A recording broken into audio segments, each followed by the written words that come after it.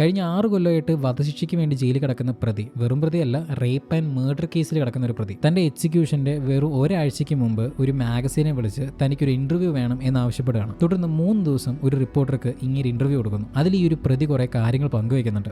ആരയാൾ, എന്ത് ശരിക്കും സംഭവിച്ചത്, ഇയാൾ നിരപരാധിയാണോ അല്ലയോ, ആ വധശിക്ഷയിൽ നിന്ന് രക്ഷപ്പെടാൻ സാധിച്ചോ ഇല്ലയോ എന്നൊക്കെ പറഞ്ഞ് ഓരോ നിമിഷവും ത്രില്ലടിപ്പിച്ചു കൊണ്ടുവന്ന ഒരു ഇൻട്രസ്റ്റിംഗ് ആയിട്ടുള്ള ഒരു ക്രൈം ഡ്രാമ സിനിമയാണ് the life of David Gale. ഞാൻ ഈ പറഞ്ഞത് വെറും ഒരു ഷെല്ലായിട്ടുള്ള ഒരു 1 ലൈൻ മാത്രമാണ്. അത് പടം തുടങ്ങി 2-ാം മിനിറ്റിൽ നമ്മളോടും പറയുന്നുണ്ട്. ക്യാപിറ്റൽ പണിഷ്മെന്റ് കൊടുക്കുന്ന ആ ഒരു ജുഡീഷ്യൽ സിസ്റ്റത്തെയും ഹ്യൂമൻ ഇമോഷൻസും കോൺഷ്യസ് ചോയ്സസിനെയും ഈ ഒരു സിനിമ ചോദ്യം ചെയ്യുന്നുണ്ട്. പക്ഷെ ചോദ്യം ചെയ്ത് അവസാനം ഇവർ തന്നെ അതിനെ കോൺട്രാഡിക്ട് ചെയ്യുന്നുണ്ട്. അതുകൊണ്ട് അത്യാവശ്യം ഇൻട്രസ്റ്റിംഗ് ആണ്. So this is cinema trailer and we gonna talk about The Life of David Gale.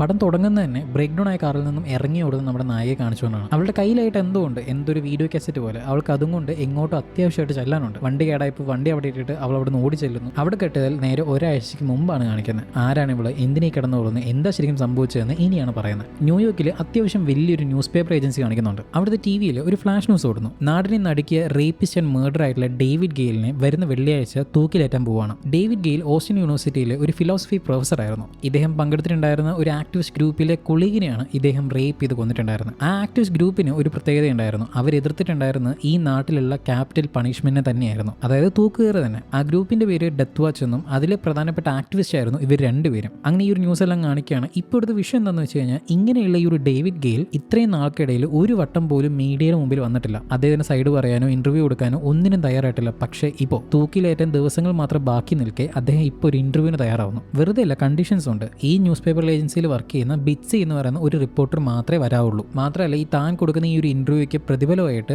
$500,000 ആണ് ചോദിക്കുന്നത്. ഇങ്ങനത്തെ ഈ ഒരു കണ്ടീഷൻസ് എല്ലാം വെച്ചിട്ട് ഡേവിന്റെ ലോയറാണ് ഈ ഒരു കാര്യം ന്യൂസ് ഏജൻസി അറിയിക്കുന്നത്. അങ്ങനെ ബിറ്റ്സി ഇതിലേക്ക് ഇൻവോൾവ് ആവാണ്. ഇതാണ് നമ്മുടെ നായികയായിട്ടുള്ള ബിറ്റ്സി. ബിറ്റ്സി ചോദിക്കുന്നുണ്ട്, എന്തിനിപ്പോൾ എളുപ്പം ഇന്റർവ്യൂ കൊടുക്കുന്നത്, അതും എന്തിനാ എന്നെ വേണമെന്ന് പറയുന്നത്, ഒന്നും അറിയുന്നില്ലല്ലോ എന്ന്. ഇത്രയും വലിയൊരു കാശെല്ലാം ചോദിക്കുന്നുണ്ട്. സോ എന്തെങ്കിലും കാര്യമായിട്ട് ആൾക്ക് പറയാനുണ്ടാവും. പിന്നെ എന്തുകൊണ്ട് നിന്നെയും ചോദിക്കുകയാണെങ്കിൽ നീ നിന്റെ സോഴ്സിനെ രക്ഷപ്പെടുത്താൻ വേണ്ടി 7 ദിവസത്തോളം ജയിലിൽ കിടന്നോളല്ലേ, അതുകൊണ്ട് നിന്നോട് എന്തും പറയാമെന്ന് അയാൾക്ക് തോന്നിയിട്ടുണ്ടാവും. അതായിരിക്കും. സോ ബേസിക്കലി ചെയ്യുന്ന ജോലിയിൽ അത്യാവശ്യം എത്തിക്സും ക്രെഡിബിലിറ്റി നോക്കുന്ന ഒരാളാണ് നമ്മുടെ ബിറ്റ്സി. അതുകൊണ്ട് തന്നെ ന്യൂസ് പേപ്പറിന്റെ ഹെഡിന് ഇവിടെ വലിയ താല്പര്യമില്ല. കിളവനാണെങ്കിൽ ഒരുമാതിരി ഈ $500,000 മാത്രം കൊടുക്കാൻ മാത്രം ഈ അവൻ എന്ത് പറയാനാണ്, അത് ഇവളോടൊക്കെ എന്ത് പറയാനായിരിക്കും എന്നൊക്കെ പറഞ്ഞുള്ള ഒരു ലൈനൊക്കെയാണ് പിടിക്കുന്നത്. എന്തായാലും ആവട്ടെ, നീ പോയി ഇന്റർവ്യൂ എടുത്തിട്ടോ. ബട്ട് നിന്റെ കൂടെ എപ്പോഴും ഒരു ആണുണ്ടാവും, ഒരു ഇന്റേൺ ഉണ്ടാവും. അവൾക്കും വേറെ വഴിയില്ലാതെ സമ്മതിച്ചു കൊടുക്കുകയാണ്. വെള്ളിയാഴ്ചയാണ് ഡേവിഡിന്റെ എക്സിക്യൂഷൻ. അതിന് മുമ്പുള്ള 3 ദിവസമായിരിക്കും ഇവർക്ക് ഇന്റർവ്യൂ കിട്ടുക. അതായത് ചൊവ്വ, ബുധൻ, വ്യാഴം. 3 ദിവസം 2 മണിക്കൂർ മാത്രമേ സമയമുള്ളൂ. അങ്ങനെ ഡേവിഡിനെ കാണാൻ വേണ്ടി അവനുള്ള ടെക്സസിലെ ജയിലിലേക്ക് ഇവർ പോകാൻ തീരുമാനിക്കുന്നു. ഒരു കാർ റെന്റിനെടുത്ത് ബിറ്റ്സിയും ഇന്റേൺ ആയിട്ടുള്ള സാക്കും ഇവർ രണ്ടുപേരും ചേർന്നിട്ടാണ് പോകുന്നത്. അങ്ങനെ വണ്ടി ഓടിച്ച് പോകുന്ന സമയത്ത് ഇവർ ആ ഒരു കേസ് ഡിസ്കസ് ചെയ്യുന്നു.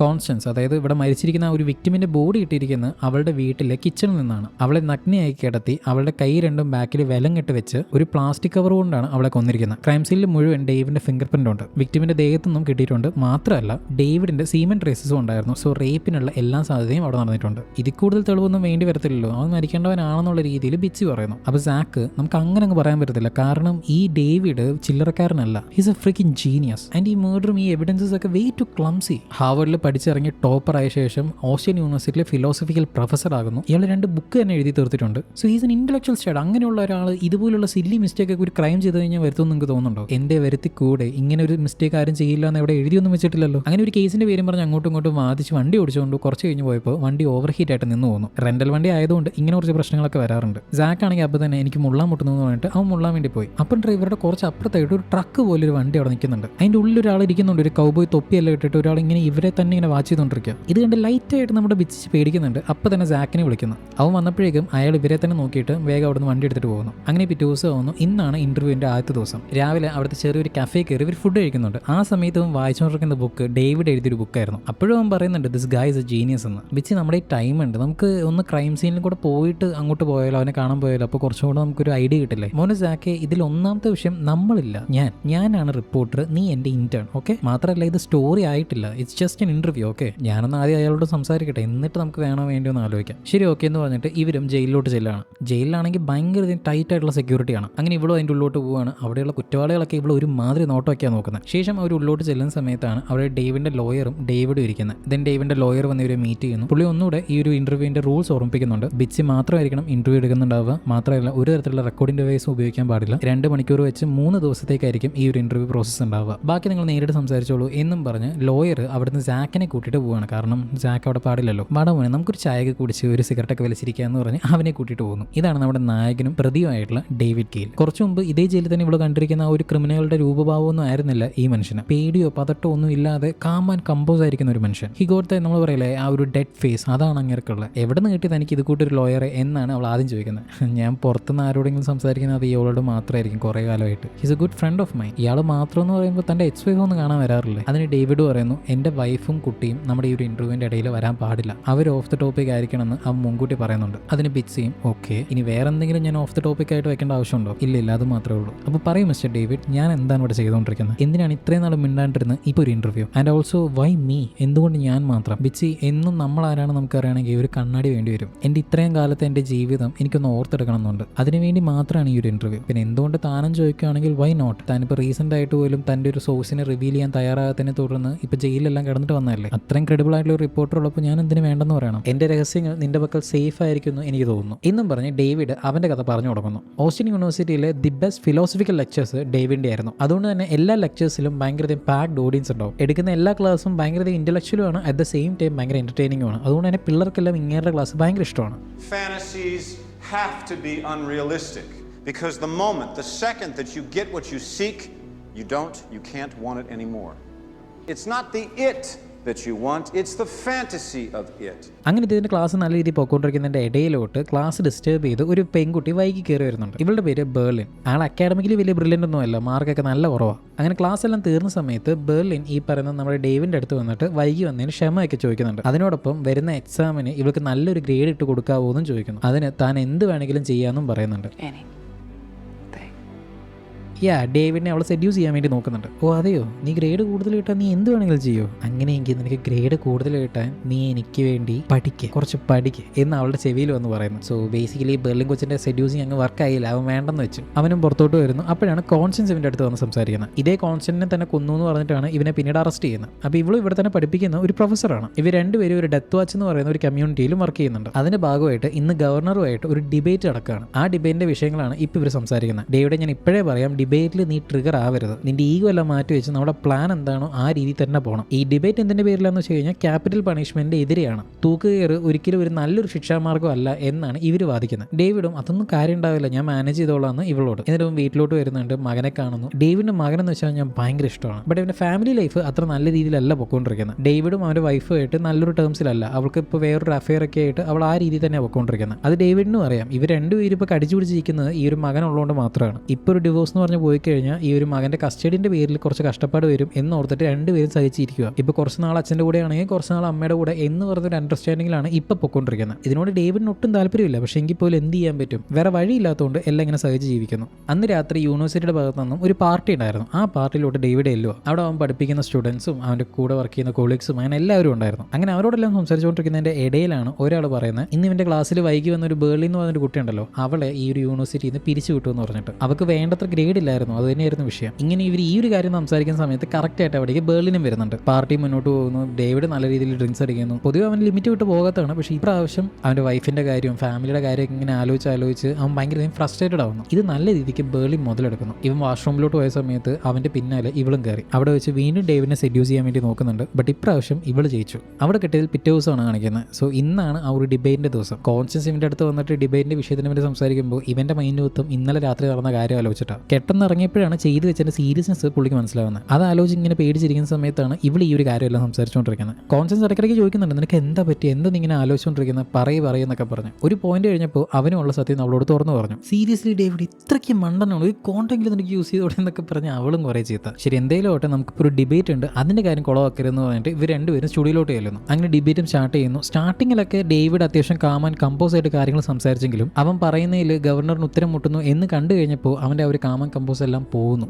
പോയിന്റ് ആയിട്ട് സംസാരിച്ചുകൊണ്ടിരിക്കുന്നതിന് പകരമായിട്ട് അത് പിന്നീട് ഒരു അലക്കലായിട്ട് മാറി. അങ്ങനെ ഡേവിഡിന്റെ വായിൽ നിന്ന് വന്നൊരു വാക്കി പിടിച്ച് തൂങ്ങി ഗവർണർ.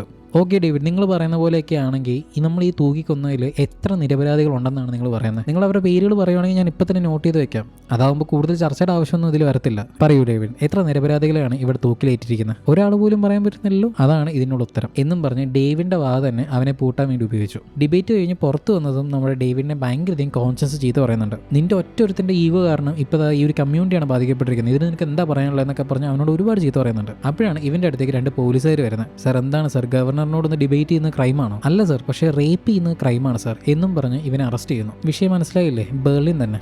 ബെർലിന് മുട്ടി നിന്നുകൊണ്ടല്ല ഇവനെ സെഡ്യൂസ് ചെയ്ത് ഒരു പണി കൊടുക്കാൻ വേണ്ടിയായിരുന്നു. അവൾ നല്ല മാന്യമായിട്ട് എന്നെ റേപ്പ് ചെയ്തു സാർ എന്ന് പറഞ്ഞിട്ട് കേസ് കൊടുത്തു. അവൾ എന്തിനാണ് ചെയ്തതെന്നറിയോ? ഒരു സ്റ്റുഡന്റ് വിചാരിച്ചാൽ എന്ത് ചെയ്യാൻ പറ്റും എന്ന് കാണിക്കാൻ വേണ്ടി. കേസ് കൊടുത്തതും അവൾ നാട് വിട്ടു. അവളുടെ ആ ഒരു മാനസികാവസ്ഥയിൽ അവൾക്ക് ട്രയലിൽ കയറാൻ പറ്റില്ല എന്ന് കാണിക്കാൻ വേണ്ടി. അവൾ നാട് വിട്ടു പോയതുകൊണ്ട് എനിക്ക് 2 ആഴ്ച എടുത്തൊന്ന് ബെയിൽ കിട്ടാൻ വേണ്ടി. അങ്ങനെ പോയ ബെർലിനെ പിന്നെ ആരും കണ്ടിട്ടില്ല. പിന്നീട് കുറെ കഴിഞ്ഞപ്പോൾ അവൾ എനിക്കൊരു പോസ്റ്റ് കാർഡ് അയച്ചു, സാൻ ഫ്രാൻസിസ്കോ എന്ന്, ഐ എം സോറി എന്ന് പറഞ്ഞിട്ട്. ഇത്രയും പറഞ്ഞതോടെ ഇന്നത്തെ സമയം കഴിഞ്ഞു. പോലീസ് വന്ന് ഡേവിഡിനെ അവിടെ നിന്ന് കൊണ്ടുപോകുന്നു. ബിച്ചിക്ക് ഇപ്പോഴും അത് ടോട്ടലി കൺവിൻസ് ആയിട്ടില്ല. ഇത് ശരിയാണോ അല്ലയോ എന്ന് ബെർലിനെ നേരിട്ട് കണ്ട് സംസാരിക്കുന്ന പറഞ്ഞാൽ അവൾ എവിടെയാണ് എന്താണെന്നും അറിയത്തുമില്ല. സാൻ ഫ്രാൻസിസ്കോയിൽ എവിടെയാണെന്ന് പറഞ്ഞിട്ട് അന്വേഷിക്കാൻ പോവുക, അതും പറ്റത്തില്ല. അങ്ങനെ ഇവർ രണ്ടുപേരും തിരിച്ചവരുടെ റൂമിലോട്ട് പോകുന്ന സമയത്ത് വീണ്ടും ഒരു കൗബോയ് തൊപ്പിയിട്ട് ആ ഒരു മനുഷ്യൻ അവിടെ നിൽക്കുന്നതായിട്ട് കാണിക്കുന്നുണ്ട്. So obviously it's not coincidence at this point. ഇയാൾ എന്തായാലും ഇവരെ ഫോളോ ചെയ്യാണ്. അങ്ങനെ പിറ്റേ ദിവസം ആവുകയാണ് Day 2. ബട്ട് ഇന്ന് ഡേവിഡിനെ കാണുന്നതിന് മുമ്പായിട്ട് ആ ഒരു ക്രൈം സീൻ നേരിട്ട് പോയി കാണാം എന്ന് ഇവർ തീരുമാനിക്കുന്നുണ്ട്. അങ്ങനെ കോൺസ്റ്റന്റിന്റെ വീട്ടിലോട്ട് ഇവർ ചെല്ലുന്ന സമയത്ത് അവിടെ ആൾറെഡി ഒരു സ്ത്രീ നിൽക്കുന്നു. അവർ ചുമ്മാ ഒരു വീട് താമസിക്കുമല്ല, പകരം ആരൊക്കെ ഒരു ക്രൈം സീൻ കാണാൻ വരുന്നുണ്ടോ അവരുടെ കയ്യിൽ നിന്നെല്ലാം $20 വെച്ച് വാങ്ങി അതിന് ഒരു കൈൻഡ് ഓഫ് ബിസിനസ് ആയിട്ട് നടത്തിക്കൊണ്ടിരിക്കുന്ന ഒരു ബിസിനസ് വുമൺ ആണ് അവിടെ നിൽക്കുന്നത്. അങ്ങനെ ഇവരുടെ കയ്യിൽ നിന്നും കാശ് വാങ്ങിച്ചിട്ട് ഇവരെ ആ ഒരു കിച്ചണിലോട്ട് കൊണ്ടുപോയി ആ ഒരു ക്രൈം സീൻ കാണിച്ചു കൊടുക്കുന്നു. സോ കിച്ചൺ ഫ്ലോറിലായിരുന്നു കോൺസ്റ്റന്റിന്റെ ബോഡി ഉണ്ടായിരുന്നത്. കൈകൾ പിന്നിലേക്ക് ആക്കിയിട്ട് വിലങ്ങിട്ട് പ്ലാസ്റ്റിക് കവർ കൊണ്ട് ശ്വാസം മുട്ടിച്ചാണ് കൊന്നിരിക്കുന്നത്. ഫിംഗർ പ്രിന്റ് വരാതിരിക്കാൻ വേണ്ടി കിച്ചൺ ഗ്ലൗസ് ആണ് യൂസ് ചെയ്തിരിക്കുന്നത്. അങ്ങനെ ഈ ഡേവിഡിന്റെ ഫിംഗർ പ്രിന്റ് എവിടെ നിന്ന് കിട്ടിയെന്ന് ചോദിക്കുകയാണെങ്കിൽ അവളെ മൂടിയ ഒരു കവർ ഉണ്ടല്ലോ, ആ കവറിൽ നിന്ന് കിട്ടി. പോലീസിന് ഇവളെ ഹാൻഡ് കഫ് ചെയ്തിട്ടുണ്ടായിരുന്ന അതിന്റെ കീ കിട്ടുന്നത് ഇവളുടെ വയറ്റിൽ നിന്നുമായിരുന്നു. സോ ഇവളെ ഹാൻഡ് കഫ് ചെയ്ത ശേഷം ഈ ആ ഒരു കീ ഇവളെ കൊണ്ട് തന്നെ വീഴ്പ്പിക്കുകയാണ് കൊലയാൾ ചെയ്തത്. ഇതൊന്നും കൂടാതെ തൊട്ടപ്പുറത്തായിട്ട് ഒരു ട്രൈപോഡും കിട്ടിയിട്ടുണ്ടായിരുന്നു പോലീസിന്. എന്നാൽ ക്യാമറയോ ഫൂട്ടേജോ ഒന്നും തന്നെ എവിടെ നിന്നും കിട്ടിയിട്ടില്ല. കൊലയാളി ഈ നടന്നെല്ലാം ഷൂട്ട് ചെയ്തിട്ടുണ്ട്, പക്ഷെ അതിന്റെ ഫൂട്ടേജ് എവിടെ നിന്നും കിട്ടിയിട്ടില്ല. അങ്ങനെ ഇതെല്ലാം നേരിട്ട് കണ്ട ശേഷം ഇവർ വീണ്ടും ഫുഡ് കഴിക്കാൻ വേണ്ടി ഇരിക്കുമായിരുന്നു. അപ്പം വീണ്ടും ആ ഒരു കൗബോയ് തൊപ്പിയിട്ട ചങ്ങായി ഇവരെ ഫോളോ ചെയ്യുന്നു. ഇപ്രാവശ്യം ഇവരും അത് കാണുന്നു. ഇവരയാളെ കണ്ടു എന്ന് കണ്ടപ്പോൾ അയാൾ അവിടെ നിന്ന് വണ്ടി എടുത്ത് പോകുന്നുമുണ്ട്. ഇറ്റ്സ് അവർ കാണാൻ വേണ്ടി അവിടെ വന്ന് നിന്ന പോലെയുണ്ട്. അവിടെ നിന്ന് ബിച്ച് വീണ്ടും ജയിലിലോട്ട് എത്തുന്നു. Day 2 ഇന്റർവ്യൂ സ്റ്റാർട്ട് ആവുകയാണ്. അപ്പോഴാണ് ഗെയിൽ ഓഫ് ദ റെക്കോർഡിൽ വേറൊരു ഞെട്ടിക്കുന്നൊരു വിഷയം അവൾക്ക് പറഞ്ഞു കൊടുക്കുന്നത്. കോൺസ്റ്റൻസിനെ കൊന്ന ഒരു മെത്തേഡിൽ അതിനൊരു പേരുണ്ട്. പണ്ട് ഒരു 1950s റൊമേനിയനിൽ സോവിയറ്റ് വൽക്കരണത്തിന്റെ ഭാഗമായിട്ട് അവർ സ്ഥാപിച്ച ഒരു സീക്രട്ട് പോലീസ് ഫോഴ്സ് ആയിരുന്നു ഈ ഒരു സെക്യൂരിറ്റാറ്റ് എന്ന് പറയുന്നത്. ഇങ്ങനെയുള്ള ഈ ഒരു സെക്യൂരിറ്റാറ്റ് ഫോളോ ചെയ്തിട്ടുണ്ടായിരുന്ന ഒരു കൺഫസിങ് മെത്തേഡിലാണ് ഇവളെ കൊന്നിരിക്കുന്നത്. ചില സമയത്ത് ഈ ഒരു സെക്യൂരിറ്റാറ്റിന് കിട്ടേണ്ടതെല്ലാം കിട്ടി എന്ന് ഉറപ്പ് വരുമ്പോൾ അവരുടെ മുഖം മൂടിയ ഒരു പ്ലാസ്റ്റിക് ബാഗ് അവർ ചെറുതായിട്ട് കീറിക്കൊടുക്കും. അതിൽ കുറച്ച് പേരൊക്കെ സർവൈവ് ആകാറുമുണ്ട്. ഇതിലേറ്റവും കൂടുതൽ ശ്രദ്ധിക്കേണ്ടത് ഇവരെ ഹാൻഡ് കഫ് ചെയ്തിട്ട് അതിൻ്റെ കീ ഇവരെയും കൊണ്ട് തന്നെ വിഴുങ്ങിപ്പിക്കും. സോ അവരുടെ ഫ്രീഡത്തിനുള്ള ഒരു താക്കോല്, ആ ഒരു കീ ഓഫ് ഫ്രീഡം അവരുടെ ഉള്ളിൽ തന്നെ ഉണ്ട് എന്നൊരു ബോധ്യത്തിലായിരിക്കും വലിയൊരു ശതമാനവും മരിച്ചു പോകുന്നത്. ഇതാണ് ആ ഒരു സെക്യൂരിറ്റാറ്റ് മെത്തേഡ്. ഈ ഒരു മെത്തേഡിനെ പറ്റി ഞാൻ എൻ്റെ ഒരു ആർട്ടിക്കിളിൽ മെൻഷൻ ചെയ്തിട്ടുണ്ടായിരുന്നു. അതേപോലെ തന്നെ എനിക്ക് ഇവിടെയും ഒരു കീ ഓഫ് ഫ്രീഡം ഉണ്ട്. ക്രൈം സീനിൽ ഒരു ട്രൈപോഡ് ഉണ്ടായിരുന്നു. അവളെ കൊല്ലുന്നതും അവിടെ എന്ത് നടന്നു അതെല്ലാം തന്നെ ഷൂട്ട് ചെയ്തിട്ടുമുണ്ട്. ആ ഒരു ഫൂട്ടേജ് കിട്ടിക്കഴിഞ്ഞാൽ ഇവൻ രക്ഷപ്പെടാൻ പറ്റും ഗെയിലിന്. പക്ഷെ അങ്ങനെ ഒരു ക്യാമറയോ വീഡിയോയോ ആർക്കും തന്നെ ഇതുവരെ കിട്ടിയിട്ടുമില്ല. അല്ലെങ്കിൽ പിന്നെ ഒരു കാരണമില്ലാതെ അങ്ങനെ ഒരു ട്രൈപോഡ് അവിടെ ഉണ്ടാവേണ്ട കാര്യമുണ്ടോ? അപ്പോൾ കില്ലർക്ക് നിർബന്ധമുണ്ട് എൻ്റെ കീ ഓഫ് ഫ്രീഡം ഇവിടെ എവിടെയോ ഉണ്ട്, ആ ഒരു വീഡിയോ ഫുട്ടേജ്. അത് കിട്ടിക്കഴിഞ്ഞാൽ ഞാൻ നിരപരാധിയാണെന്ന് തെളിയും. പക്ഷെ അതെനിക്ക് കിട്ടാനുള്ള മാർഗ്ഗമില്ല. അപ്പോൾ ഈ മെത്തേഡിനെ പറ്റിയും ഞാൻ എഴുതിയ ആർട്ടിക്കിളിലും എന്നെ പറ്റിയും ഇതെല്ലാം ഞാൻ അറിഞ്ഞിരിക്കണം എന്നൊരു ബോധ്യമുള്ള ഒരുത്തനാണ് ഇതെല്ലാം ചെയ്തിരിക്കുന്നത്. ബിറ്റ്സി, ഞാനല്ല കൊലയാളി, ഞാൻ നിരപരാധിയാണ്. ഇതെല്ലാം കൂടെ പെട്ടെന്ന് കേട്ടപ്പോൾ ബിറ്റ്സിക്ക് ഇതെങ്ങനെ പ്രോസസ്സ് ചെയ്യണം എന്നറിയുന്നില്ല. ഗെയിൽ വീണ്ടും അവൻ്റെ കഥ പറയാൻ തുടങ്ങി. ബെർലിൻ കൊടുത്ത ഒരു റേപ്പ് കേസ് ഗെയിലിൻ്റെ ലൈഫിനെ വല്ലാണ്ട് ബാധിക്കുന്നു. അവൻ്റെ ജോലി നഷ്ടപ്പെടുന്നു, സൊസൈറ്റിയിലുണ്ടായിരുന്ന അവൻ്റെ പേര് പോകുന്നു, കാരണം കാത്തു നിന്നിട്ടുണ്ടായിരുന്ന അവൻ്റെ ഭാര്യ അത് കാരണം കാണിച്ച് ആ വീട്ടിൽ നിന്ന് ഇറങ്ങിപ്പോകുന്നു. അവൾ മാത്രമല്ല പോയെ, കൊച്ചിനെയും കൂട്ടിയിട്ടാണ് അവൾ പോയത്. തുടർന്ന് തനിക്കൊരു ഡിവോഴ്സും വേണം എന്ന് അവൾ ആവശ്യപ്പെടുന്നു. ഈ കേസ് നിലവിലുള്ളത് കൊണ്ട് മകൻ്റെ കസ്റ്റഡി എന്തായാലും ഗെയിലിന് കിട്ടത്തില്ല. പിന്നെ ഇവൻ നിന്നുകൊണ്ടിരുന്ന ആ ഒരു വീട് അവൻ്റെ ഭാര്യയുടെ പേരിലായിരുന്നു. ആ വീട് അവൾ വിറ്റിട്ടാണ് അവൾ അവിടെ നിന്ന് പോകുന്നത്. അങ്ങനെ എല്ലാ രീതിയിലും ഗെയിൽ അവിടെ തകർന്നു പോവുക. ഇവനെ കാണാൻ വേണ്ടി കോൺഷ്യൻസും അങ്ങോട്ട് വരുന്നുണ്ട്. ഇവൻ്റെ ഇപ്പോഴത്തെ ഈ ഒരു അവസ്ഥ കണ്ട് ഇവൾക്ക് നല്ല സങ്കടമുണ്ട്. പക്ഷേ ഇവളെയും കൊണ്ടും ഒന്നും ചെയ്യാൻ പറ്റാത്തൊരവസ്ഥയാണ്. ഇത് കഴിഞ്ഞും പലവട്ടവും ഡേവിഡ് ഇവൻ്റെ ഭാര്യയെ വിളിച്ച് സംസാരിക്കാൻ ശ്രമിക്കുന്നുണ്ട്. പക്ഷേ നടക്കുന്നില്ല. ഓസ്റ്റിൻ യൂണിവേഴ്സിറ്റിയിൽ നിന്ന് പിരിച്ചുവിട്ടതിനെ തുടർന്നും ഈ കേസ് ഉള്ളത് കൊണ്ടും റെപ്യൂട്ടഡ് ആയിട്ടുള്ള ഒരു കോളേജോ ഒരു യൂണിവേഴ്സിറ്റിയോ ഇവനെടുക്കുന്നില്ല. ആർക്കായിരിക്കും ഒരു റേപ്പിസ്റ്റിനെ ഹയർ ചെയ്യാൻ താല്പര്യം ഉണ്ടാവുക? ആർക്കും ഇല്ല. ഡേവിഡ് അതോടെ തന്നെ അവൻ്റെ ക്ഷമയുടെയും ശ്രമത്തിൻ്റെയൊക്കെ ആ ഒരു നെല്ലിപ്പലക കണ്ടു. വെള്ളം ഒടിക്കുന്നു, ഡെയിലി വെള്ളം ഒടിക്കുന്നു. ഇങ്ങനെ വെള്ളം ഒടിച്ച് അവൻ മറ്റുള്ളവർക്ക് ഒരു ബുദ്ധിമുട്ടാവുന്ന രീതിയിൽ വരെ എത്തുന്നുണ്ട്. എന്നാൽ അതിനെപ്പറ്റി ഒരു തരി പോലും അവൻ കെയർ ചെയ്യുന്നില്ല. അങ്ങനെ ദിവസങ്ങളും പോകുന്നു. അങ്ങനെ ഇരിക്കും ഒരു ദിവസം ഈ പറയുന്ന ലോയർ ഇവനെ കാണാൻ വേണ്ടി വരുന്നു. ഡേവിഡ്, ഉള്ള കാര്യം ഞാൻ പറയാം, ഇങ്ങനെ തന്നെ കുടിച്ചുകൊണ്ട് ജീവിക്കാനാണ് നിന്റെ പരിപാടിയെങ്കിൽ നിന്റെ ജീവിതത്തിൽ ഒരിക്കലും നിന്റെ മകനെ നിനക്ക് തിരിച്ചു കിട്ടത്തില്ല. മകൻ്റെ കസ്റ്റഡിയുമായിട്ട് മുമ്പോട്ട് പോകുന്ന സമയത്ത് നിന്റെ പേരിൽ ഒരു പ്രശ്നം ഉണ്ടാവാൻ പാടില്ല, എസ്പെഷ്യലി ഈ ഒരു കുടി. അതുകൊണ്ട് നിനക്ക് വേണ്ടിയല്ല, നിന്റെ മകന് വേണ്ടിയെങ്കിലും നീ മാറാൻ ശ്രമിക്കണം എന്നും പറഞ്ഞ് കുറച്ച് ഉപദേശം എല്ലാം കൊടുത്തപ്പോൾ ഇവനും അവൻ്റെ ഒരു കുടി കുറയ്ക്കാൻ വേണ്ടി അവൻ ശ്രമിക്കുന്നുണ്ട്. തുടർന്ന് റീഹാബിൽ ചെല്ലുന്നു, വെള്ളവഴിയുടെ അളവ് കുറയുന്നു, പുതിയ ജോലിക്ക് വീണ്ടും ശ്രമിക്കുന്നു. കയ്യിൽ നിന്ന് പോയ ഒരു ജീവിതത്തിന് തിരിച്ചെടുക്കാൻ വേണ്ടി പുള്ളി വീണ്ടും ശ്രമിക്കുന്നു. അധ്യാപകനായിട്ട് എവിടെയും കയറാൻ പറ്റിയില്ല, പകരം തൊട്ടടുത്തുണ്ടായിരുന്ന ഒരു കമ്പനിയിൽ അവനൊരു ജോലി കിട്ടുന്നുണ്ട്. അങ്ങനെ ജോലിയും കൂടി ആയപ്പോൾ ഇവ മെല്ലെ ഓക്കെ ആവാൻ തുടങ്ങുന്നു. ഇവന്റെ ഈ ഒരു മാറ്റത്തിൽ ഏറ്റവും കൂടുതൽ ഹാപ്പി ആയിട്ടുള്ളത് കോൺസ്റ്റൻസ് ആണ്. അങ്ങനെ കോൺസ്റ്റന്റിനെ കാണാൻ വേണ്ടി അവളുടെ വീട്ടിൽ ചെന്ന സമയത്താണ് അവൾ ഒരു കേസിനെ പറ്റി പറയുന്നത്. 17 വയസ്സ് മാത്രമുള്ള ഒരു പെൺകുട്ടി ഒരു പോലീസുകാരനെ കൊന്നു എന്ന് പറഞ്ഞ് അവളെ തൂക്കിലേറ്റാൻ വേണ്ടി പോവാ. ഇവിടെ മരിച്ചിരിക്കുന്ന ഒരു പോലീസ് ആയതുകൊണ്ട് ഇതിൽ നിന്ന് രക്ഷപ്പെടുക എന്ന് പറയുന്നത് അത്ര എളുപ്പമല്ല. പക്ഷെ ആ ഒരു കുട്ടി എനിക്ക് എങ്ങനെയെങ്കിലും രക്ഷപ്പെടുത്തണം ഗെയിൽ എന്നൊക്കെ പറഞ്ഞ് ഇവള് പറഞ്ഞുകൊണ്ടിരിക്കുന്നു. അപ്പോഴാണ് ഇവളുടെ കയ്യിൽ എന്തോ ഒരു പാടൊക്കെ കണ്ടിട്ട് ഇതെന്ത് പാടാന്നൊക്കെ പറഞ്ഞ് അവളോട് ചോദിക്കുമ്പോൾ അവൾ അതിൽ നിന്ന് ഒഴിഞ്ഞു മാറുന്നു. അങ്ങനെ അവർ വീണ്ടും സംസാരിക്കുന്നു. അവിടെ ഇവരുടെ വേറൊരു കോമൺ ഫ്രണ്ട് ആയിട്ടുള്ള ഡസ്റ്റിയും ഉണ്ട്. തുടർന്ന് ഇവരും പഴയ പോലെ തന്നെ കുറേ നേരം ഇരുന്ന് സംസാരിക്കുന്നുണ്ട്. പിറ്റേ ദിവസം ആവുന്നു, ഡെത്ത് വാച്ചിന്റെ ഓഫീസിലേക്ക് ഇവൻ ചെല്ലുക. അങ്ങനെ പോകുന്ന വഴിക്ക് ഇവൻ പഠിപ്പിച്ച കുറച്ച് സ്റ്റുഡൻസിനെ അവൻ വഴി വെച്ച് കാണുന്നുണ്ട്. നമ്മുടെ പിള്ളേരല്ലേ എന്ന് പറഞ്ഞ് ഇവൻ അങ്ങോട്ട് നിന്ന് സംസാരിക്കുമ്പോൾ അവരാണെങ്കിൽ ഇവനെ ഭയങ്കരമായിട്ട് മോശമായിട്ട് ട്രീറ്റ് ചെയ്തിട്ട് അവിടെ നിന്ന് പോകുന്നു. കാരണം അവരുടെ കണ്ണിൽ ഇവൻ എപ്പോഴും ഒരു റേപ്പിസ്റ്റ് ആണല്ലോ. ഗെയിലിന് വിഷമമാവുന്നുണ്ട്, പക്ഷെ അത് വലുതായിട്ട് മൈൻഡ് ചെയ്യാതെ അവൻ ഓഫീസിലോട്ട് കയറുന്നു ഡെത്ത് വാച്ചിൻ്റെ. അവിടെ കോൺഷ്യൻസും ഉണ്ട്. അങ്ങനെ അതിൻ്റെ ഉള്ളിൽ ചെല്ലുന്ന സമയത്താണ് ഗ്രൂപ്പിലുള്ള എല്ലാവരും കൂടി ഒരു തീരുമാനം എടുത്തിട്ടുണ്ട് എന്ന് പറഞ്ഞ് ഡെത്ത് വാച്ചിൻ്റെ ഹെഡ് ഇവരോടൊരു കാര്യം പറയുന്നത്. ഗെയിലിനെ ഇനി ഈ ഒരു ഗ്രൂപ്പിൽ നിർത്താൻ പറ്റത്തില്ല. ഒരു റേപ്പിൽ അക്യൂസ് ആയ ഒരാളെ എന്തായാലും ഈ ഗ്രൂപ്പിൽ നിലനിർത്തുന്നതിൽ ഒരർത്ഥമില്ല എന്ന് പറഞ്ഞ് അവനെ പുറത്താക്കണം എന്നാണ് ഇവർ പറയുന്നത്. ഇതും കൂടെ കേട്ടതോടെ ഡേവിഡിന്റെ കംപ്ലീറ്റ് റിലേയും പോകുന്നുണ്ട്. അവനവിടുന്ന് ദേഷ്യപ്പെട്ട് ചാടിത്തുള്ളി അവിടെ നിന്ന് ഇറങ്ങിപ്പോകുന്നു. കോൺഷ്യൻസ് പലവട്ടം തിരിച്ചു വിളിക്കുന്നുണ്ട്, പക്ഷെ അവൻ നിൽക്കുന്നില്ല. അവൻ അവിടുന്ന് പോകുന്നു.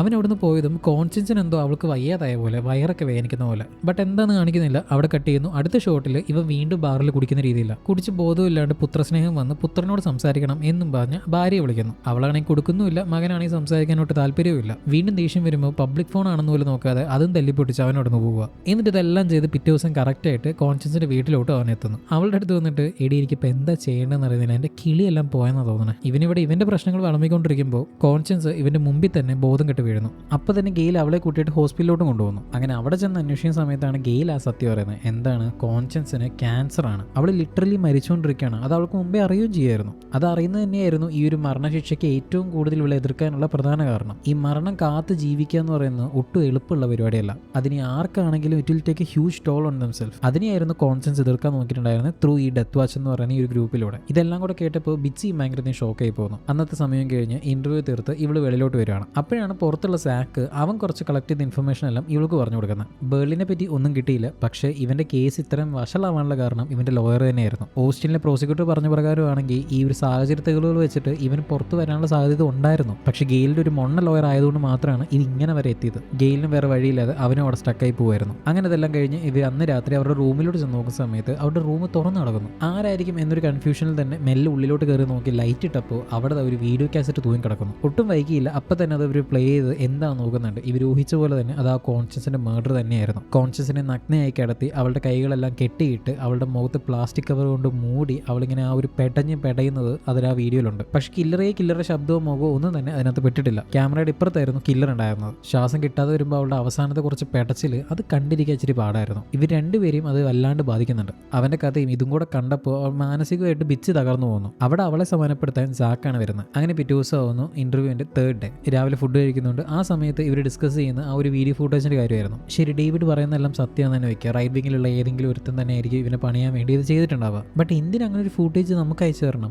6 കൊല്ലത്തോളം ആരും കാണാതെ ഒളിപ്പിച്ചു വെച്ചൊരു സാധനം എന്തിന് ഇപ്പം നമ്മുടെ മുമ്പിലേക്ക് ഇട്ട് തരണം? ഇതിനേക്കാളും ബെസ്റ്റ് സമയം ആ കില്ലറിന് ഇനി കിട്ടിയെന്ന് വരത്തില്ല. കാരണം സാക്ക് ഇവിടെ ടെക്സസിൽ ഒരു റീട്രയൽ പോകാൻ എത്രമാത്രം പാടാണെന്ന് അവനറിയാം. പിന്നെ നമ്മുടെ ഇന്റർവ്യൂ ഇന്ന് തീരുകയും ചെയ്യും. എക്സിക്യൂഷൻ കഴിയാത്ത പക്ഷം ഒരു സബ്സ്റ്റാൻഷ്യൽ എവിഡൻസും മാഗസീന് പുറത്തുവിടാനും പറ്റത്തില്ല. വാട്ട് ഇഫ് കോൺഷ്യൻസിന്റെ മർഡർ ഗെയിലിനെ ഇല്ലാതാക്കാൻ വേണ്ടി മാത്രമല്ല അവന്റെ ഐഡിയോളജി കൊണ്ട് നടക്കുന്ന ഫുൾ ആക്ടിവിസ്റ്റ് ഗ്രൂപ്പിനെതിരെയാണെങ്കിലോ? അല്ലെങ്കിൽ പിന്നെ എന്തിനാണ് ഒരാൾ 6 വർഷം ഈ റേപ്പ് ആൻഡ് മർഡറിൽ പിടിച്ചിരുത്തി എന്നിട്ട് അവനെ കൊല്ലാൻ അനുവദിക്കുന്നു? അതിനു മുമ്പ് അവ സത്യങ്ങളെല്ലാം അറിയാനുള്ള സാഹചര്യം ഒരുക്കുന്നു. അവന്റെ ജീവിതം, അവന്റെ ലൈഫ്, അവന്റെ മെമ്മറീസ് എല്ലാം ഇല്ലാതാക്കി അവനെ മറ്റുള്ള ഒരു ഡിസ്കസ്ഡ് ആയിട്ട് മാത്രം ഓർക്കുന്ന രീതിയിൽ മാറ്റുക. ഇവിടെ കിട്ടിയതിൽ ഇവർ നേരെ ജയിലിലോട്ട് പോവാണ് വണ്ടിയിൽ. അപ്പോഴും അവരെ ഫോളോ ചെയ്ത് ആ മറ്റേ കൗബോയുടെ വണ്ടി ഉണ്ടെന്ന് പറഞ്ഞാൽ അയാൾ ഒന്നും ചെയ്യുന്നില്ല. അയാൾ ചുമ്മാ ഇങ്ങനെ മെല്ലെ ബാക്കിൽ വന്നുകൊണ്ടിരിക്കുക. ബിച്ചി പറഞ്ഞ പ്രകാരം ജാക്ക് ആ വണ്ടിയുടെ നമ്പർ നോട്ട് ചെയ്യുന്നുണ്ട്. ഇത് കണ്ടുകൊണ്ടാവണം പുള്ളി അപ്പോൾ തന്നെ അവിടുന്ന് സൈഡ് മാറി പോകുന്നുണ്ട്. അതുകൊണ്ട് നമ്പർ അവൻ അവനെ കൊണ്ട് എഴുതിയെടുക്കാൻ പറ്റുന്നില്ല. ദെൻ ഗെയിലിനെ കാണുന്നതിന് മുമ്പായിട്ട് ഗെയിലിന്റെ ലോയർ ചെന്ന് കണ്ട് അയാളുടെ കയ്യിൽ ആ ഒരു വീഡിയോ ടേപ്പ് കൊടുക്കുന്നു. ഒപ്പം ഇന്റർവ്യൂക്ക് ആവശ്യപ്പെട്ടിട്ടുണ്ടായിരുന്ന ഒരു $500,000 അവർ കൊണ്ടു കൊടുക്കുന്നുണ്ട്. ഈ വീഡിയോ ടേപ്പ് വെച്ച് വല്ലതും ചെയ്യാൻ പറ്റുമെന്ന് ചോദിക്കുന്ന സമയത്ത് എനിക്ക് തോന്നുന്നില്ല ബിച്ചി അത് ബിച്ചിയാണെന്ന് ആർക്കും തന്നെ ക്ലിയർ അല്ല. അവളുടെ രൂപസാദൃശ്യമുള്ള വേറെ ആരെയും കൊണ്ട് ചെയ്തതാണെന്ന് പറഞ്ഞൊരു വാദം വരും. പിന്നെ ആ ഫ്ലോറും കിച്ചന്റെ കാര്യമാണെങ്കിൽ അത് റീക്രിയേറ്റ് ചെയ്യലും വലിയ പാടല്ല, because it's pretty much available everywhere. കാരണം അത് അത്യാവശ്യം ഫേമസ് ആണല്ലോ. ആൻഡ് ഓൾസോ നിങ്ങളുടെ ക്രെഡിബിലിറ്റിയും അവിടെ ഒരു ചോദ്യചിഹ്നമായിരിക്കും. എന്തിനും ഒരാവശ്യമില്ലാതെ കില്ലർ നിങ്ങളുടെ അടുത്ത് ഈ ഒരു ടേപ്പ് കൊണ്ട് തരണം. സോ ലോങ് സ്റ്റോറി ഷോർട്ട്, നമുക്ക് ഈ ഒരു ടേപ്പ് വെച്ചിട്ട് ഒന്നും തന്നെ അധികം ചെയ്യാനില്ല. ഇതും കൂടെ കേട്ടപ്പോൾ ഇയാളോടൊക്കെ ഇനി എന്ത് പറയാനാന്ന് ഓർത്തിട്ട് അവൾ അപ്പം തന്നെ അവിടെ നിന്ന് ഇറങ്ങി പോകുന്നു. അവിടെ നമ്മൾ വെളിയിലോട്ട് പോകുന്ന സമയത്താണ് കൗബോയുടെ തൊപ്പിയും പിടിച്ച് വേറൊരാൾ അവൾ കാണുന്നത്. വെൽ ആക്ച്വലി അത് നമ്മുടെ ഡസ്റ്റി ആയിരുന്നു. അന്ന് കോൺസ്റ്റന്റിന്റെ വീട്ടിൽ വെച്ച് നമ്മൾ കണ്ടിട്ടുണ്ടായിരുന്നില്ലേ, ദ സെയിം ഡസ്റ്റി. അയാളെ നീ ഫോളോ ചെയ്യണം എന്ന് പറഞ്ഞ് സാക്കിനെ ഏൽപ്പിച്ചിട്ട് ഇവള് നേരെ ജയിലിലോട്ട് പോകുന്നു. സമയമായി, ഇന്നാണ് 3rd ഡേ. അഡ്വക്കേറ്റിന്റെ ഓഫീസിൽ നിന്ന് ഇറങ്ങുന്ന ഡസ്റ്റിയെ വിടാതെ സാക്ക് ഫോളോ ചെയ്യുന്നു. സാക്ക് തന്റെ പിന്നാലെ ഉണ്ടെന്ന് ഡസ്റ്റിയും വൈകാതെ തന്നെ തിരിച്ചറിയുന്നുണ്ട്. അങ്ങനെ പോയി അവസാനം ഡസ്റ്റി സാക്കിനെ ഒരു റെയിൽവേ ക്രോസിംഗിൽ ലോക്ക് ചെയ്തിട്ട് അങ്ങ് പോയി. അവിടെ കെട്ടിയിട്ട് ബിച്ച് ജയിലിലെത്തുന്നു. ഗെയിലിനെ മീറ്റ് ചെയ്യുന്നു. വന്ന പാടെ തന്നെ ചോദിക്കുന്നത്, എന്നെ കുറേ നാളായിട്ട് ഒരുത്തൻ ഫോളോ ചെയ്യുന്നുണ്ട്, ഒരു കൗബോയ് തൊപ്പിയെല്ലാം ഇട്ടിട്ട്. അയാളെ നിങ്ങൾക്ക് അറിയോ? യെസ് അറിയാം, അവൻ്റെ പേര് ഡസ്റ്റി. ഡെത്ത് വാച്ചിൽ ഞങ്ങൾ ഒരുമിച്ചായിരുന്നു. അത് മാത്രമല്ല കോൺഷ്യൻസിന്റെ അടുത്തൊരു സുഹൃത്ത്. അവർ തമ്മിൽ പ്രണയമൊന്നും ഉണ്ടായിരുന്നില്ല, പക്ഷെ നല്ല അടുപ്പത്തിലായിരുന്നു. അവന് കുറച്ച് ആങ്കർ ഇഷ്യൂസ് ഒക്കെ ഉള്ളതുകൊണ്ട് അവനെ ഡെത്ത് വാച്ചിൽ നിന്ന് പുറത്താക്കുമായിരുന്നു. പക്ഷേ കോൺഷ്യൻസ് ആണ് അവനെ പിടിച്ചു നിർത്തി അവളുടെ കൂടെ എപ്പോഴും കൊണ്ടാടുന്നുണ്ടിരുന്നത്. അവൻ വിചാരിക്കുന്നത് ഞാനാണ് കോൺഷ്യൻസിനെ കൊന്നത്, ഇതെല്ലാം സത്യമാണെന്നാണ് അവൻ വിശ്വസിക്കുന്നത്. ഈവൻ എനിക്കെതിരെ അവൻ മൊഴി കൊടുത്തിട്ടുണ്ട്. എന്നെ ഇല്ലാതാക്കാൻ എന്തെങ്കിലും ഒരു സാധ്യത ഉണ്ടെങ്കിൽ അവനത് ചെയ്തിരിക്കും. അപ്പോൾ ബിറ്റ്സി അയാളെ കുറ്റം പറയാൻ പറ്റത്തില്ലല്ലോ, കാരണം അത്രയധികം തെളിവുണ്ട്. എന്തില്ലെന്ന് പറഞ്ഞാലും കോൺഷ്യൻസിന്റെ ഉള്ളിൽ നിന്ന് തന്റെ സീമൻ ട്രേസസ് കിട്ടിയിട്ടുണ്ട്. അതിനെന്താ എനിക്ക് പറയാനുള്ളത്? അതൊട്ടും ഇന്റൻഷനൽ ആയിരുന്നില്ല, ഞങ്ങളുടെ ഇടയിൽ അങ്ങനെ സംഭവിച്ചു പോയതാണ്. അവർക്ക് ആ പോലീസുകാരനെ കൊന്ന ഒരു പെൺകുട്ടിയെ രക്ഷപ്പെടുത്താൻ പറ്റിയില്ല. അവൾ എമോഷണലി ഭയങ്കരധികം ബ്രേക്ക് ഡൗൺ ആവുന്നു, ഡെസ്പറേറ്റ് ആവുന്നു. ഞാനും ഡെസ്പറേറ്റിലായിരുന്നു. സോ അങ്ങനെ സംഭവിച്ചു പോയതാണത്. അത് സംഭവിച്ച് പിറ്റേ ദിവസമാണ് ഇവൾ മരിക്കുന്നത്. സോ അതാണ് സംഭവിച്ചത്. ഇതായിരുന്നു 6 കൊല്ലങ്ങൾക്ക് മുമ്പ് ഓസ്റ്റിൻ യൂണിവേഴ്സിറ്റിയിലെ പ്രൊഫസറായി ജീവിച്ച, നാളെ തൂക്കിക്കൊല്ലാൻ വേണ്ടി വിധിക്കപ്പെട്ടിരിക്കുന്ന ഡേവിഡ് ഗെയിലിന്റെ ജീവിതം. ഇതെല്ലാം കേട്ടപ്പോൾ ബിച്ച് വിചാരിക്കുന്നത് ഇനി എങ്ങാനും ഡസ്റ്റി ആയിരിക്കുമോ കൊലപാതകി എന്നാണ് ചിന്തിക്കുന്നത്. കാരണം അവന് കോൺസ്റ്റൻസുമായിട്ട് നല്ല അടുപ്പമുണ്ടെന്ന് പറയുന്നു. സോ ഇവർ രണ്ടുപേരും ഒന്നിച്ച കാര്യം അവൻ ഇഷ്ടപ്പെടാതെ പോയി. അവൻ ചിലപ്പോൾ ചെയ്തത് ആയിക്കൂടെ, പ്രണയമല്ലെന്ന് ഇവൻ പറയുന്നുണ്ട്. പക്ഷെ അങ്ങനെ അല്ലെന്ന് പറയാൻ പറ്റത്തില്ലല്ലോ. ഇങ്ങനെയെല്ലാം ബിച്ച് ചിന്തിക്കുന്നത്. അതിന് ഗെയിൽ പറയുന്നത് ഡസ്റ്റിയാണോ അല്ലയോ എന്നൊന്നും എനിക്കറിയത്തില്ല. ഞാൻ നിന്നോട് എന്നെ ഇവിടുന്ന് രക്ഷപ്പെടുത്തണം എന്നും ഞാൻ ആവശ്യപ്പെടുന്നില്ല. എനിക്ക് ആകെ വേണ്ടത് എൻ്റെ മകൻ ഈ സത്യങ്ങളെല്ലാം അറിയണം. അവൻ്റെ അച്ഛൻ ഒരു റേപ്പിസ്റ്റോ മേർഡറോ അല്ല എന്ന് അവൻ അറിഞ്ഞാൽ മാത്രം മതി എനിക്ക്. അത് നീ എനിക്ക് വേണ്ടി ചെയ്യണം എന്നാണ് ബിച്ചിയോട് ഇവൻ ആവശ്യപ്പെടുന്നത്. നിനക്കും എനിക്കും ഇനി ആകെ 24 മണിക്കൂറേ ഉള്ളൂ. നിന്നെ കൊണ്ട് പറ്റുന്നത് നീ ചെയ്യുക എന്നും പറഞ്ഞ് ഗെയിൽ അവിടെ നിന്ന് പോവാണ്. കാരണം സമയം കഴിഞ്ഞു. അങ്ങനെ 3rd day and final day of interview തീർന്നിരിക്കുകയാണ്. ഇനി ഇന്റർവ്യൂ ഇന്ററാക്ഷനോ ഒന്നും തന്നെയില്ല, നേരെ എക്സിക്യൂഷനാണ്. ഇതോടെ ബിച്ചി ഒരു വല്ലാത്തൊരു സിറ്റുവേഷനിൽ പെട്ടുപോവാണ്. കാരണം അവൾക്ക് എന്ത് ചെയ്യണം ഏത് ചെയ്യണം എന്ന് അറിയുന്നില്ല. തുടർന്ന് ഹോട്ടലിലെത്തി ആ ഒരു കേസുമായിട്ട് ബന്ധപ്പെട്ട കുറേ ഡീറ്റെയിൽസും ഫോട്ടോഗ്രാഫ്സും എല്ലാം തന്നെ ഇവൾ ചെക്ക് ചെയ്യുന്നുണ്ട്. കേസ് ഫയൽസ് വായിക്കുന്നു. ഇവൻ പറഞ്ഞ കഥ ക്രോസ് ചെക്ക് ചെയ്യുന്നു. ഫോട്ടോഗ്രാഫ്സും ഇവൾക്ക് കിട്ടിയ വീഡിയോ കാസറ്റ്സും എല്ലാം തന്നെ റിപ്പീറ്റ് ആയി ഒരുപാട് പ്രാവശ്യം അവൾ ചെക്ക് ചെയ്യുന്നുണ്ട്. ഇരുന്നിരുന്ന് അവസാനം പിറ്റേ ദിവസം ആവുകയാണ്. ദെൻ അത് കഴിഞ്ഞ് അവൾ പല്ല് വെച്ച് ഫ്രഷ് ആവുന്ന സമയത്താണ് അവിടെ ബാത്റൂമിന്റെ ഫ്രണ്ടിൽ ഒരു ടവൽ നിലത്ത് കിടക്കുന്നവൾ കാണുന്നത്. ഇത് കണ്ടതോടെ അവൾക്ക് എന്തോ സ്ട്രൈക്ക് വന്നു. പക്ഷെ എന്താണെന്ന് നമുക്ക് കാണിക്കുന്നില്ല. ഓടി ജാക്കിന്റെ അടുത്ത് വന്നിട്ട് നീയാണ് ടവൽ നിലത്തിട്ട് പറയും സാക്ക് എന്നൊക്കെ പറഞ്ഞ് അവനെ ഉറക്കത്തിൽ നിന്ന് ഞെട്ടി എഴുന്നേപ്പിക്കുന്നു. അവനാണെങ്കിൽ എന്താ നിന്റെ പ്രശ്നം, ഞാനായിട്ട് നമ്മുടെ വീടൊന്നും അല്ലല്ലോ ഹോട്ടലല്ലേ എന്നൊരു വാക്ക് പറയുന്നുണ്ട്. അത് കേട്ടതോടെ ഇവൾ ആ ഒരു സാധനങ്ങളും കാസറ്റും ഫോട്ടോഗ്രാഫ്സും എല്ലാം തന്നെ പാക്ക് ചെയ്തിട്ട് നേരെ ആ ഒരു ക്രൈം സീൻ നടന്ന ഒരു വീട്ടിലോട്ട് പുറപ്പെടുന്നു. സാക്കിന് മനസ്സിലാവുന്നില്ല. സാക്ക് പോകുന്ന വഴിക്ക് ചോദിക്കുന്നുണ്ട് എന്താ ശരിക്കും സംഭവിക്കുന്നത്, നീ എന്നോട് പറയാന്നൊക്കെ. അവളാണെങ്കിൽ മിണ്ടാണ്ടിരിക്കണമെന്നൊക്കെ പറഞ്ഞ് അവനോട് ചൂടാകുന്നു. അങ്ങനെ ഇവരും ആ ഒരു വീട്ടിലെത്തുന്നു. അവിടെയാണെങ്കിൽ ഒരു എൻട്രി ഫീസ് ഉണ്ടല്ലോ, അവിടെ ഒരു $100 കൊടുത്തിട്ട് അവളോട് കുറച്ച് കാര്യങ്ങളൊക്കെ ചെയ്യാൻ പറയുന്നുണ്ട്. ആ സ്ഥലം അന്നത്തെ ആ ഒരു ക്രൈം സീൻ പോലെ തന്നെ കീപ്പ് ചെയ്യുന്നതുകൊണ്ട് ഇവൾക്ക് ഒന്നുകൂടെ കാര്യങ്ങൾ എളുപ്പമായിട്ടുണ്ട്. തുടർന്ന് ഒരു ട്രൈപോഡിൽ ഒരു ക്യാമറ എല്ലാം മൗണ്ട് ചെയ്ത് അന്നത്തെ ആ ഒരു നടന്ന കാര്യം ഇവർ റീക്രിയേറ്റ് ചെയ്യാൻ നോക്കുന്നു. ആരുടെ ദേഹത്ത് റീക്രിയേറ്റ് ചെയ്യുന്നു? ബിച്ചി കിടന്ന് റീക്രിയേറ്റ് ചെയ്യുന്നു. അവളുടെ കൈകൾ കെട്ടി അവളുടെ കഴുത്തിൽ കൂടെ ഈ ഒരു കവർ ഇട്ടിട്ട് കറക്റ്റായിട്ട് 3 മിനിറ്റ് ശേഷം സാക്കിനോട് ഇത് തുറന്നു വിടണം എന്നൊക്കെ പറഞ്ഞിട്ട് ഇവൾ അങ്ങോട്ട് ചെയ്യുക. അന്ന് കോൺഷ്യൻസ് കടന്ന പോലെ തന്നെ. സോ ബേസിക്കലി ആ ഒരു വീഡിയോ ടേപ്പിന്റെ സ്റ്റാർട്ടിങ്ങിൽ ഈ കോൺഷ്യൻസിന്റെ കാല് ചെറുതായിട്ട് ഇളകുന്നുണ്ട്. ബട്ട് അത് കഴിഞ്ഞ ഉടനെ തന്നെ ഭയങ്കര കാമായിട്ട് അനങ്ങാതെ കിടക്കുക. ദെൻ ഒരു 2-3 മിനിറ്റ്സ് കഴിഞ്ഞിട്ടാണ് അവൾക്ക് ഒട്ടും ശ്വാസം കിട്ടാതെ അവൾ ഭയങ്കരമായിട്ട് പടയുന്നത്. സോ ആദ്യം കാല് ചെറുതായിട്ട് പടയുന്നു, ദെൻ കാമായിട്ട് കിടക്കുന്നു, ദെൻ കുറച്ച് മിനിറ്റ് കഴിഞ്ഞിട്ടാണ് നല്ലപോലെ പടഞ്ഞ് അവൾ മരണത്തിലോട്ട് പോകുന്നത്. ഇതൊരു നോർമൽ റിയാക്ഷൻ ആയിട്ട് ഫീൽ ആവുന്നില്ല. ബിക്കോസ് ആരെങ്കിലും ഒരാൾ നിങ്ങളുടെ കഴുത്തിൽ ഒരു കവർ ഇട്ട് ഇങ്ങനെ നിങ്ങളെ കെട്ടിയിട്ട് കഴിഞ്ഞാൽ കുറച്ച് നേരം ഒന്നും സംഭവിക്കാത്ത പോലെ ഇങ്ങനെ അനങ്ങാതെ കിടക്കാനൊന്നും നിങ്ങളെ കൊണ്ട് പറ്റത്തില്ല. ഫ്രം ദ വെരി സ്റ്റാർട്ട് നിങ്ങൾ കടന്ന് ജീവന് വേണ്ടി പടയാൻ തുടങ്ങും. പേടിയും ആൻസൈറ്റി എല്ലാം പീക്കിലായിരിക്കും. Because that's how humans react. എന്നാൽ ഇവിടെ നമ്മുടെ ബിച്ചി അതേ കാര്യം റീക്രിയേറ്റ് ചെയ്യുന്ന സമയത്ത് അവളും ആദ്യം ഈ ഒരു കവറൊക്കെ കെട്ടി ഇങ്ങനെ കിടക്കുന്നുണ്ട്. സോ അവൾ കോൺഷ്യസിനെ പോലെ തന്നെ സ്റ്റാർട്ടിങ്ങിലൊന്നും പെടയുന്നില്ല. ശേഷം കുറച്ച് ഫ്യൂ സെക്കൻഡ്സ് കഴിഞ്ഞിട്ടാണ് അവൾക്ക് ശ്വാസം കിട്ടാതെ അവൾ പെടയാൻ തുടങ്ങുന്നത്. ഇവളുടെ പെടച്ചിൽ കണ്ട് പേടിച്ചു പോകുന്ന നമ്മുടെ സാക്ക് അവളെ അപ്പം തന്നെ തുറന്നു വിടുന്നു. ഇതിലൂടെ വലിയൊരു കാര്യമാണ് അവൾ തിരിച്ചറിയുന്നത്. എന്തെന്ന് വെച്ച് കഴിഞ്ഞാൽ കോൺഷ്യൻസിനെ ആരും കൊന്നതല്ല, പകരം അവൾ സൂയിസൈഡ് ചെയ്തതാണെന്ന്.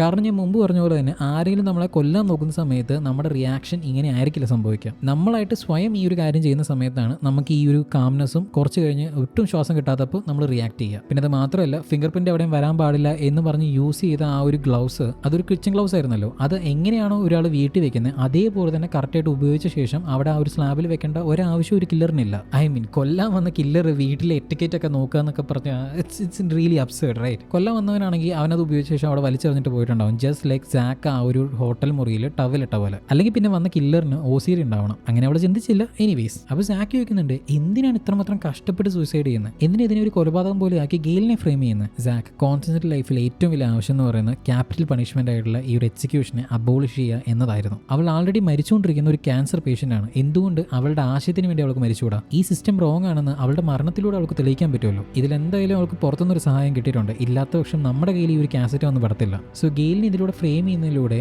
സൊസൈറ്റിയിൽ നല്ലപോലെ ജീവിച്ച ഒരാൾ ഇതുപോലൊരു കേസിൽ പെട്ട് കുറ്റമേ ചെയ്യാതെ ശിക്ഷയ്ക്ക് വിധിക്കപ്പെട്ട് കഴിഞ്ഞാൽ അത് തെളിയിക്കാൻ പറ്റിക്കഴിഞ്ഞാൽ ഇതിനേക്കാളും ഈ ഒരു സിസ്റ്റം റോങ് ആണെന്ന് തെളിയിക്കാൻ വേറൊന്നും വേണ്ടല്ലോ. ശരി, ആരായിരിക്കും ഇവിടെ സഹായിച്ചിട്ടുണ്ടാവുക? ഒരുപക്ഷെ ഡസ്റ്റി ആയിരിക്കാം എന്നും പറഞ്ഞ് ഇവർ രണ്ടുപേരും ഡസ്റ്റിയുടെ വീട്ടിലോട്ട് ചെല്ലുന്നു. ഡസ്റ്റിയുടെ ലൊക്കേഷനും അഡ്രസ്സും എല്ലാം സാക്ക് കണ്ടുപിടിച്ചിട്ടുണ്ടായിരുന്നു മുമ്പേ. അങ്ങനെ ഡസ്റ്റിയുടെ വീട്ടിൽ ചെല്ലുമ്പോൾ അവനവിടെ ഉണ്ട്. അവനവിടെ വെയിറ്റ് ചെയ്തുകൊണ്ടിരിക്കുന്ന പോലെ. ഇവൻ വെയിറ്റ് ചെയ്യുവാണ്. എന്തിന്? ഗെയിലിന്റെ എക്സിക്യൂഷൻ തീരാൻ വേണ്ടി. ഗെയിലിന്റെ നിരപരാധിത്വം തെളിയിക്കാൻ എന്തായാലും ഇവന്റെ കയ്യിൽ എന്തോ ഉണ്ടാവും. അത് ഒരുപക്ഷെ ആ ഫൂട്ടേജിന്റെ ബാക്കിയായിരിക്കാം. ഗെയിലിന്റെ മരണം ഒരുപക്ഷെ കോൺഷ്യൻസ് ആഗ്രഹിച്ചിട്ടില്ലെങ്കിൽ പോലും അത് മരണം തടഞ്ഞിട്ട് ഈ ഒരു തെളിവ് പുറത്തു വിട്ട് കഴിഞ്ഞാൽ അതിന് വലിയ ഉപയോഗമൊന്നും ഉണ്ടാകാൻ പോകുന്നില്ല. കാരണം സിസ്റ്റം റോങ് അല്ല എന്നൊരു മുട്ടിനായം പറഞ്ഞിട്ട് അവർ മുമ്പോട്ട് വരും. വീണ്ടും ഒന്നേന്ന് ഒരു പക്ഷേ തുടങ്ങിയേക്കാം. ഇത് മനസ്സിലാക്കിയാണ് ഡസ്റ്റി വെയിറ്റ് ചെയ്യുന്നത്. ഈ 6 കൊല്ലവും വെയിറ്റ് ചെയ്യുന്നത് ഈ ഒരു എക്സിക്യൂഷൻ സംഭവിക്കാൻ വേണ്ടിയാണ്. ഗെയിലിന്റെ വധശിക്ഷ നടന്ന ശേഷം വേണം ഈ സത്യങ്ങളെല്ലാം പുറം ലോകം അറിയാൻ. എന്നാൽ മാത്രമേ ഈ സിസ്റ്റം റോങ് ആണെന്ന് അവർ അഡ്മിറ്റ് ചെയ്യുള്ളൂ. കോൺഷ്യൻസ് ഒരു പക്ഷേ അത് ആഗ്രഹിച്ചില്ലെങ്കിലും ഡസ്റ്റി ഇപ്പോൾ അതാണ് ചെയ്തുകൊണ്ടിരിക്കുന്നത്. ഗെയിലിനെ രക്ഷപ്പെടുത്തണമെങ്കിൽ ബാക്കി ഫുട്ടേജ് കിട്ടണം. അതെന്തായാലും അവൻ്റെ വീട്ടിലായിരിക്കും. സോ അവനെ അവൻ്റെ വീട്ടിൽ നിന്ന് കുറച്ചു നേരം മാറ്റാൻ വേണ്ടി സാക്ക് തൊട്ടടുത്തുണ്ടായിരുന്ന ഒരു ഫോൺ ബൂത്തിൽ ചെന്ന് ഡസ്റ്റിയെ വിളിച്ചിട്ട് നിന്റെ കോൺഷ്യൻസ് എങ്ങനെ മരിച്ചു പോയെന്ന് എനിക്ക് നല്ല ബോധ്യമുണ്ട്, നിങ്ങളുടെ പ്ലാൻ എന്താണെന്നും എല്ലാം എനിക്കറിയാം. ഞാനിപ്പോൾ ഇവിടെ അടുത്തുള്ള ഒരു പമ്പിൽ നിന്ന് സംസാരിക്കുന്നത്, ധൈര്യമുണ്ട് ഇങ്ങോട്ട് വാടാന്നൊക്കെ പറഞ്ഞ് ഇവനെ വിളിക്കുന്നു. ഇത് കേട്ടതും ദേഷ്യപ്പെട്ട് നമ്മുടെ ഡസ്റ്റി അവിടെ നിന്ന് വണ്ടി എടുത്ത് ഇറങ്ങുന്നുണ്ട്. തുടർന്ന് ബിച്ചി അവൻ്റെ വീട്ടിൽ കയറി അരിച്ചു വെറുക്കുന്നു. അവൻ്റെ വീട്ടിലാണെങ്കിൽ ഏകപ്പെട്ട ഐറ്റംസ് ഇങ്ങനെ നേരത്തെ വെച്ചേക്കുക. അവിടെ ഒരുപാട് VCR കാസറ്റുകളുണ്ട്. അതിലേതാണെന്ന് അവൾക്ക് അറിയുന്നില്ല. അങ്ങനെ തപ്പി അവസാനം അവൾ കണ്ടുപിടിക്കുന്നു. അവിടെ കിട്ടിയതിൽ ജയിലിന്റെ സൈഡിൽ ഒരുപാട് ജനക്കൂട്ടം വന്നിരിക്കുന്നുണ്ട്. ഇതെന്തിനെന്ന് വെച്ച് കഴിഞ്ഞാൽ ഒരുപാട് മീഡിയ അറ്റൻഷൻ കിട്ടിയതാണ്. അതുകൊണ്ട് തന്നെ ഈ ഒരു ഡെത്ത് വാച്ചിൽ നിന്നും കുറച്ച് പേര് വന്നിട്ട് അവനെ കൊല്ലാൻ പാടില്ല എന്ന് പറഞ്ഞിട്ടും ഇതുപോലൊരു റേപ്പ് ആൻഡ് മർഡറിനെ ഇനി ജീവിച്ചുകൊണ്ട് വെക്കുന്നതിൽ അർത്ഥമില്ല, അവനെ കൊല്ലണം എന്ന് പറഞ്ഞ ഒരു ടീമും എന്നൊക്കെ പറഞ്ഞ് അവരുടെ ഇടയിൽ ഒരു കോൺഫ്ലിക്റ്റ് ഉണ്ട്. തുടർന്ന് ഒരുപാട് മീഡിയാസ് വരുന്നുണ്ട്. അവരതെല്ലാം കവർ ചെയ്യുന്നു. അങ്ങനെ കുറെ കാര്യങ്ങളെല്ലാം അവിടെ സംഭവിക്കുന്നു. അവിടെ കിട്ടിയതിൽ ബിച്ചിയെ കാണിക്കുന്നു. ബിച്ചി അവിടെ വെച്ച് തന്നെ ആ ഒരു വീഡിയോ ഫുട്ടേജ് ചെക്ക് ചെയ്യുന്നുണ്ട്. അതിൽ കോൺഷ്യൻസ് ഉണ്ട്. അവളെ മാത്രമേ കാണുന്നുള്ളൂ. അവളൊരു ഗൗണൊക്കെ ഇട്ട് ഭയങ്കര കാമായി ക്യാമറയെ നോക്കിയിട്ട് ആ ഹാൻഡ് കഫിന്റെ കീ ആദ്യം വിഴുങ്ങി വായിൽ ടേപ്പ് ഒട്ടിച്ചിട്ട് തലയിൽ കൂടെ ഒരു കവർ ഇട്ട് അതും ഒട്ടിച്ച് ഗ്ലൗസ് വരെ അവിടെ മാറ്റി വെച്ച ശേഷം കൈ രണ്ടും ഹാൻഡ് കഫ് ചെയ്തിട്ട് അവൾ അവിടെ കിടക്കുക. സോ ബേസിക്കലി അവിടെ സംഭവിച്ച എല്ലാ കാര്യങ്ങളും അവൾ ഒറ്റയ്ക്കാണ് ചെയ്തേക്കുന്നത്. ബിച്ചി വിചാരിച്ച പോലെ തന്നെ സംഭവിച്ചല്ലോ എന്നതിനപ്പുറം ഇങ്ങനെയെല്ലാം ആൾക്കാർ ചെയ്യുമോ എന്നൊരു ഷോക്കിലാണ് അവൾ ഇരിക്കുന്നത്. ദെൻ കുറച്ച് കഴിഞ്ഞ് ആ ഒരു ക്യാമറയുടെ ഫ്രെയിമിലേക്ക് ഡസ്റ്റിൻ വരുന്നുണ്ട്. അവനാണ് അവളുടെ ദേഹത്തുണ്ടായിരുന്ന ഒരു ഗൗൺ എല്ലാം ഊരി മാറ്റുന്നത്. ഇത് കണ്ട് തീരുമ്പോഴാണ് അവിടേക്ക് സാക്ക് ഓടി വന്നിട്ട് എന്നെ കാണാൻ വേണ്ടി ഡസ്റ്റി അങ്ങോട്ട് വന്നില്ല എന്ന് പറയുന്നത്. സോ ഡസ്റ്റി എങ്ങോട്ടാ പോയെന്ന് അവർക്ക് അറിയുന്നില്ല. എപ്പോൾ വേണമെങ്കിലും ഇങ്ങോട്ട് വരുമെന്ന് മനസ്സിലാക്കി അവർ പെട്ടെന്ന് തന്നെ കാസറ്റ് എടുത്ത് അവിടെ ഓടുന്നു. എന്നാൽ ഇവിടെ നടന്നതും ഇവർ ഈ കാസറ്റ് എടുത്ത് ഓടുന്നതെല്ലാം തന്നെ അവിടെ സൈഡിൽ നിന്ന് ഡസ്റ്റി എല്ലാം കാണുന്നുണ്ടായിരുന്നു. കണ്ടിരിക്കുന്നു എന്നല്ലാതെ അതിന്റെ അപ്പുറത്തേക്ക് ഒന്നും ചെയ്യാൻ തന്നെ ഇവൻ ശ്രമിക്കുന്നില്ല. അവിടെ കെട്ടിയതിൽ ജയിലിൽ നമ്മുടെ ഗെയിലിന് അവന്റെ അവസാനത്തെ ഫുഡ് കൊടുക്കുന്നുണ്ട്.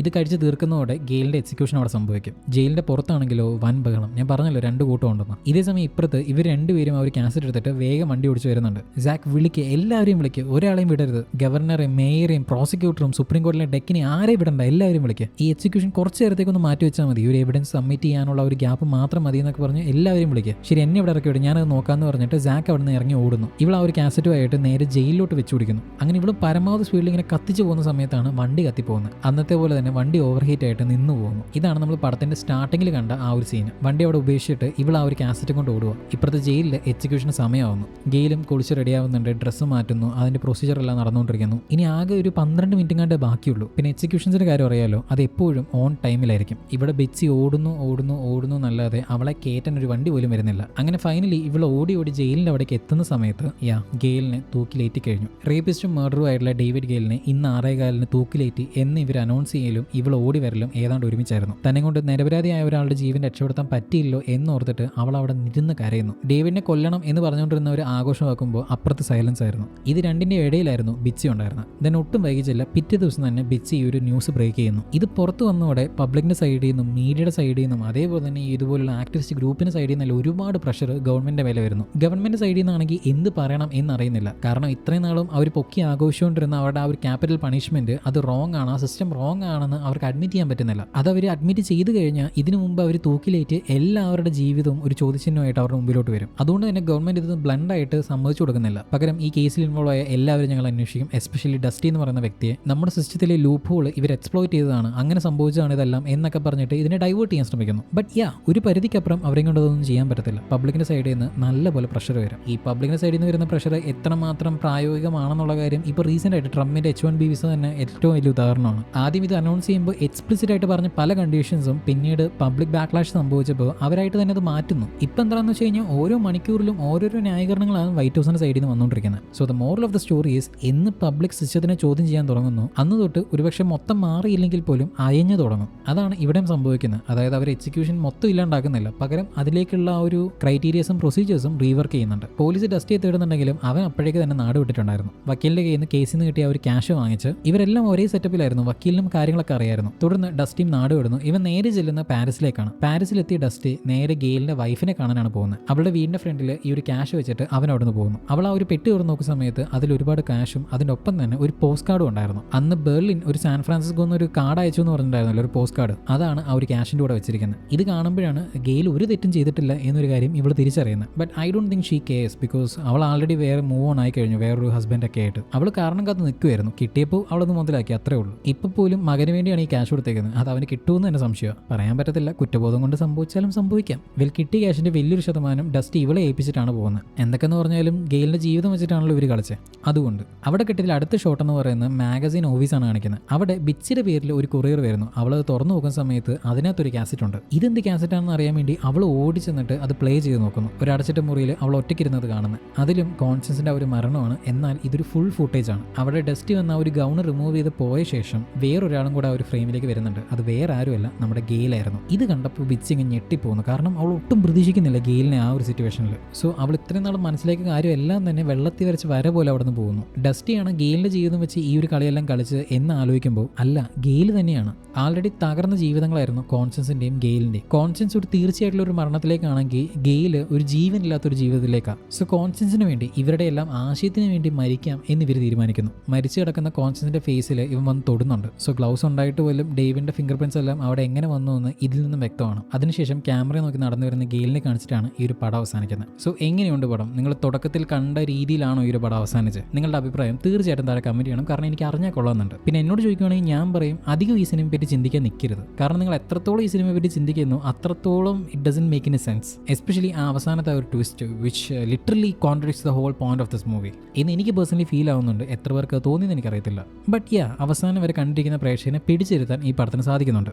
നിങ്ങൾ ക്യാപിറ്റൽ പണിഷ്മെന്റ് ആയിട്ടുള്ള ഈ ഒരു ഡെത്ത് പെനാൽറ്റി എങ്ങനെയാണ് നോക്കിക്കാണുന്നത്? ഇവിടെ അവരതിനെ ഒരു ഇൻഹ്യൂമൻ പ്രാക്ടീസ് ആയിട്ട് പറയുന്ന സമയത്ത് ആർ ദി റിയലി എന്ന് പറയുന്ന ഒരു ചോദ്യം വരും. തൻ്റെ ഒരു ഐഡിയോളജിക്ക് വേണ്ടി ജീവൻ തന്നെ ത്യാഗം ചെയ്യാൻ തയ്യാറാവുന്നവരെ ഒരു മാർട്ടിയർ, ഒരു രക്തസാക്ഷിയായിട്ട് പറയുന്ന സ്ഥലത്ത് ഇവിടെ ഡേവിഡ് ഗെയിലിനെ ഒരു മാർട്ടിയറായിട്ട് നമുക്ക് പറയാൻ പറ്റുമോ? I don't think so. എനിക്ക് പറ്റത്തില്ല. ബിക്കോസ് ഈ ക്യാരക്ടേഴ്സിന്റെ ചോയ്സസും ഭയങ്കരധികം കോൺഫ്ലിക്റ്റഡ് ആണ്. സോ അതുകൊണ്ടാണ് ഞാൻ തുടക്കത്തിൽ പറഞ്ഞ് അധികം ചിന്തിക്കാൻ നിൽക്കരുത്. ചിന്തിക്കും തോറും ഇറ്റ് ഡസൻ മേക്ക് ഇൻ എ സെൻസ്. അപ്പോൾ ഈ ഒരു ചിത്രത്തിനെ പറ്റിയുള്ള നിങ്ങളുടെ അഭിപ്രായം താഴെ എന്തായാലും കമന്റ് ചെയ്യുക. മറ്റൊരു ദിവസം മറ്റൊരു സിനിമയായിട്ട് ഞാൻ വീണ്ടും വരാം. അപ്പോൾ ഓക്കെ, ബൈ.